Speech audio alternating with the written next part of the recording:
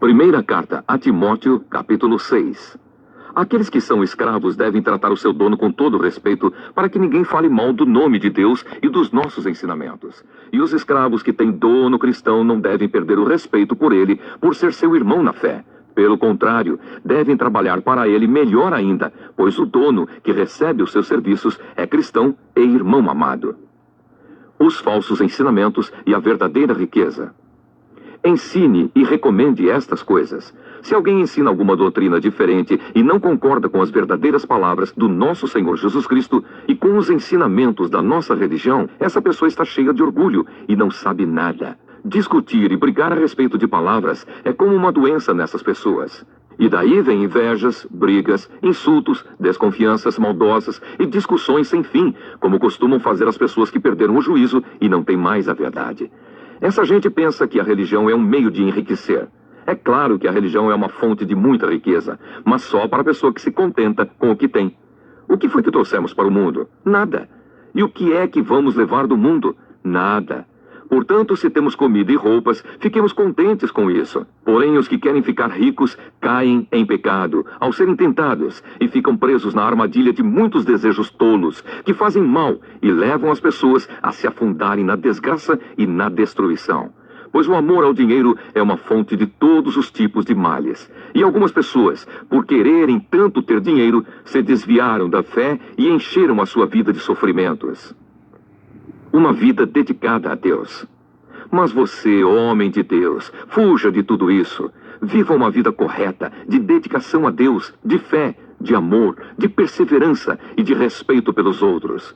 Corra a boa corrida da fé e ganhe a vida eterna, pois foi para essa vida que Deus o chamou quando você deu o seu belo testemunho de fé na presença de muitas testemunhas.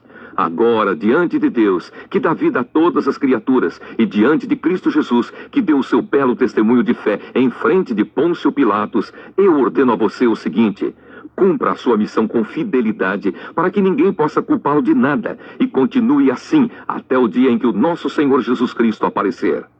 Quando chegar o tempo certo, Deus fará com que isso aconteça. O mesmo Deus, que é o bendito e único Rei, o Rei dos Reis e o Senhor dos Senhores, o único que é imortal. Ele vive na luz e ninguém pode chegar perto dela. Ninguém nunca o viu, nem poderá ver. A ele pertencem a honra e o poder eterno. Amém. Aos que têm riquezas neste mundo, ordene que não sejam orgulhosos e que não ponham a sua esperança nessas riquezas, pois elas não dão segurança nenhuma. Que eles ponham a sua esperança em Deus, que nos dá todas as coisas em grande quantidade para o nosso prazer.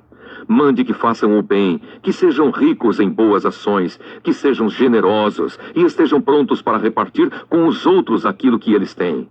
Desse modo, eles juntarão para si mesmos um tesouro que será uma base firme para o futuro. E assim conseguirão receber a vida, a verdadeira vida. Timóteo, guarde bem aquilo que foi entregue aos seus cuidados. Evite os falatórios que ofendem a Deus e as discussões tolas a respeito daquilo que alguns, de modo errado, chamam de conhecimento.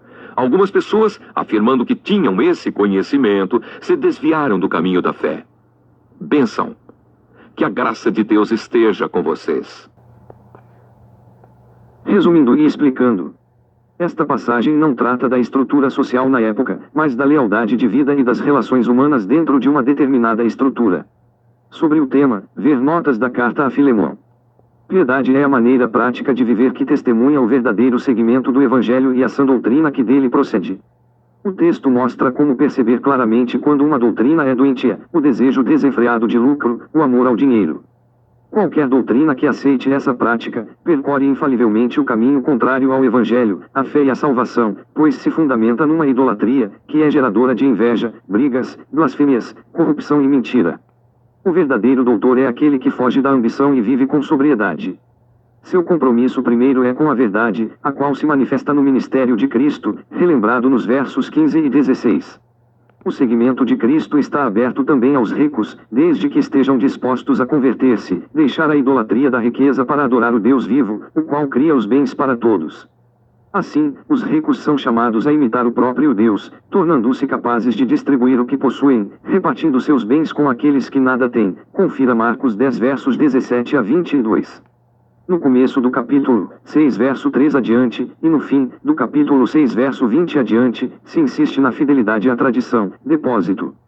O núcleo fundamental da fé é o compromisso dos cristãos com Deus e principalmente com o seguimento de Jesus Cristo. É neste segmento que se manifesta totalmente o Deus vivo. Esse compromisso, porém, encarna-se em épocas e lugares diferentes. As doutrinas, por sua vez, exprimem essas diversas encarnações.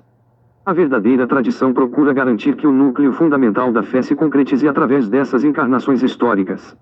As encarnações são sempre relativas a determinado tempo e lugar. O conhecimento delas é grande estímulo para que também nós nos abramos aos desafios e apelos do nosso contexto, dando uma resposta baseados no núcleo fundamental da fé, conservado e transmitido pela tradição viva.